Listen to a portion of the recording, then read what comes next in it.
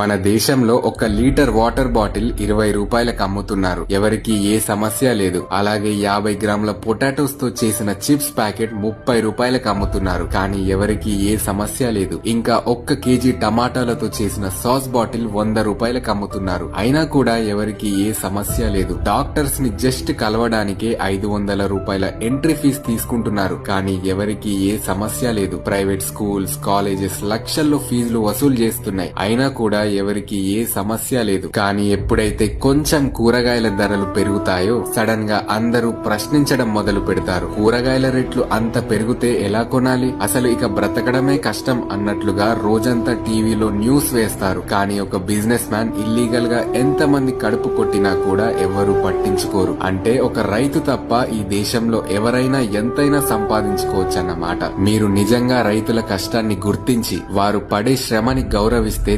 తప్పకుండా ఈ వీడియోని ఒక్క షేర్ చేయండి. అలాగే ఇంకోసారి ఎప్పుడైనా కూరగాయల ధరలు పెరిగితే సంతోషపడండి. రైతులు సంతోషంగా ఉంటేనే మన అందరం సంతోషంగా 3 పూటల అన్నం తినగలం.